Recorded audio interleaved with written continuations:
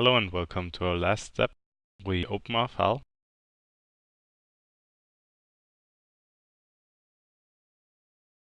In this step we are going to make an interior rendering and we'll change our graphic display options. First of all, we switch into our 3D interior daylight view. Here we have a preset perspective. For rendering interior scenes, we advise to use the section box. We activate our section box. By activating the section box, you only render the elements you need. So if you have more lights in your building and you only need these lights in that scene to be rendered, you can either deactivate them or you can use the section box. For adjusting the section box, we advise to switch into a different view. We switch into section 1.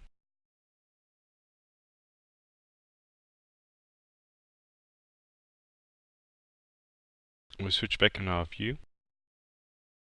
And here you see some elements have been cut. For that rendering, we don't need the section box, so we deactivate it. We switch now in our view control bar. Select your graphic display options.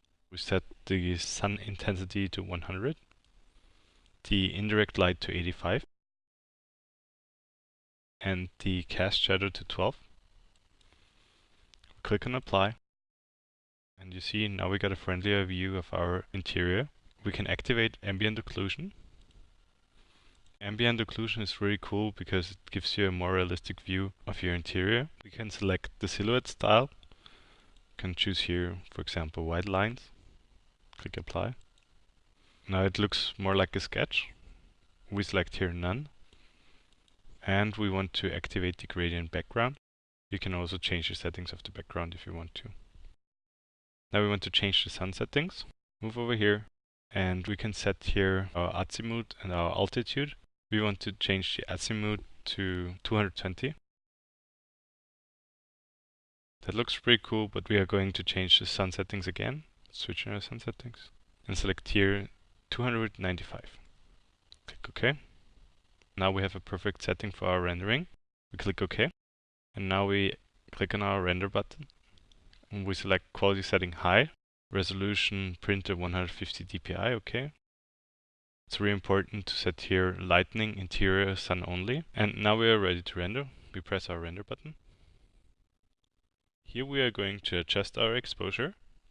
Adjust exposure. And we change the settings to exposure value 12.5. The highlights to 0.3. Midtones to 1.5, and we click on apply. So that looks pretty cool. Click OK. We save our rendering in our project. Now we switch in our 3D section level 2. Here we are going to place a decal. We switch in our insert tab. Select here decal, place decal. We want to add a new one. New decal, okay. We look in our additional files for City Park Graz. Here we can adjust the brightness, the reflectivity, transparency, and we can also add a bump pattern. We click OK. And now we can place it wherever we want. We select it. We scale it a little bit. If we turn on our realistic view, if we would render our section, also the decal would be rendered. Last but not least, we'll show you how to export a Revit file to 3ds Max.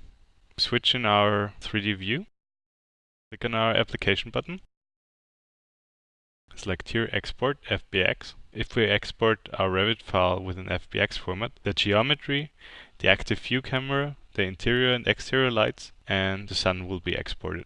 So now we will take a look at our renderings. We, the Autodesk student experts from the TU Graz in Austria, thank you very much for watching our videos. We hope you enjoyed it.